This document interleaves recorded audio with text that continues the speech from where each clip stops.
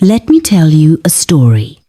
Not a fairy tale, not a movie, but a real American story of strength, sacrifice, and silent courage. The Promise on Maple Street. A quiet morning in Boston. The morning sun rose gently over Boston, Massachusetts, casting a warm golden light across the narrow streets of Maple Street. Old brick houses stood quietly, carrying decades of stories in their walls. Among them was a small white house with blue shutters, simple, old, and full of memories. Inside that house lived Daniel Carter, a 34-year-old American man, and his 72-year-old mother, Margaret Carter. Daniel woke up every morning at 5:30 a.m., even on weekends. His alarm was soft, not because he was lazy, but because loud sounds scared his mother. Margaret had grown weak with age, and her memory often slipped away like sand through fingers. Daniel quietly stepped out of bed, walked to the kitchen, and started the coffee machine. The smell of fresh coffee mixed with the early autumn air coming through the window.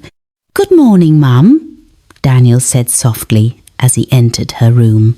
Margaret lay on her bed, staring at the ceiling. "Daniel, is that you?" she asked. "Yes, Mum, I'm right here." He smiled, even though his heart felt heavy. She used to call his name with confidence. Now, every morning felt like reintroducing himself to the woman who had raised him. A son raised by love. Daniel was not always this calm, responsible man. He remembered his childhood clearly growing up in Cambridge, near Harvard Square, where his mother worked 2 jobs to raise him alone. His father had died when Daniel was just 8 years old in a car accident on Interstate 93. From that day onward, Margaret became both mother and father. She worked as a hospital nurse at Massachusetts General Hospital, doing night shifts, overtime, and weekend duties. There were nights when Daniel pretended to sleep on the couch, waiting for her return. "Mum, you're late," he would say. "I know, honey," she replied, kissing his forehead. "But one day, all this hard work will be worth it." Those words stayed in Daniel's heart forever. Life changes in New York. Years passed. Daniel studied business administration at New York University, NYU, and later got a job in Manhattan working for a finance firm near Wall Street. He moved to Brooklyn, rented a small apartment, and lived the fast American life, subways, coffee shops, late-night work, and glowing city lights. But every Sunday, he called his mother. "How are you, Mum?" "I'm fine, Danny," she would say, though her voice sounded tired. Then one winter evening, Daniel received a call that changed everything. "Mr. Carter," a doctor from Boston Medical Center said, "your mother collapsed at home. She's stable now, but she can't live alone anymore." Daniel looked out at the busy streets of New York, the city of dreams, and made a decision without hesitation. "I'm coming home," he said. Coming back home, Daniel quit his job. Friends called him crazy. "You're giving up your career for an old woman," one colleague said. Daniel didn't argue. He packed his life into boxes, drove back to Boston through Route 90, and returned to the house on Maple Street. From that day, his life changed completely.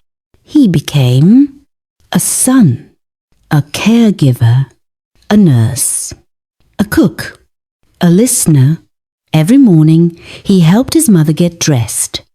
Every afternoon, he took her for short walks near Boston Common Park. Every evening, he read old letters and photo albums to help her remember. Sometimes she remembered, Sometimes she didn't. But Daniel never stopped. Hospital hallways and silent prayers. Margaret's health slowly declined. They visited Brigham and Women's Hospital regularly. Daniel pushed her wheelchair through long hospital hallways, filled with white lights and quiet footsteps. He learned medical words. He learned patience. He learned how to smile while breaking inside. One night, while sitting beside her hospital bed, Margaret held his hand tightly. "Danny, you're such a good boy," she whispered. Tears rolled down his face. "You raised me, Mum," he said. "This is my turn." Small town, big heart. Money became tight. Daniel started working part-time at a local grocery store in Somerville and later as a delivery driver. Sometimes he felt tired. Sometimes he felt lonely. But every time he thought of giving up, he remembered his mother walking miles in snow to give him a better life. Neighbors noticed. Mrs. Thompson from next door once said, "Daniel, you remind me what America used to stand for. Family, responsibility, love." Daniel just smiled. Winter, memories, and forgiveness. One cold winter evening, snow covered Maple Street. Margaret looked at Daniel and suddenly said, "Your father loved this snow." Daniel froze. She hadn't spoken about his father in years. "You remember him?" Daniel asked. "Yes," she smiled faintly. "And I remember you, running in the snow, falling, crying, and then standing up again." Daniel realized something powerful. Love doesn't disappear.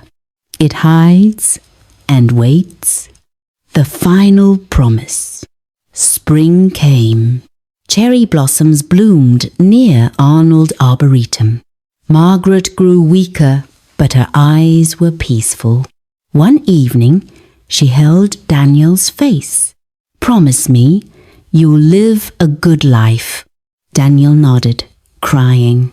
"I promise, Mum." She passed away quietly that night, holding her son's hand. After the silence, the house felt empty, but Daniel felt strong. He later started a non-profit organization in Boston to support elderly care and family caregivers. He spoke at community centers, hospitals, and universities. His story spread, not because it was dramatic, but because it was real. Ending message. Daniel never became a millionaire, but he became something greater. A son who honored his mother. And on Maple Street, the old White House still stands. A symbol of love, sacrifice, and the quiet power of caring. If you enjoyed this true style spy story, don't forget to like, subscribe, and share this video, because some stories were never meant to be told.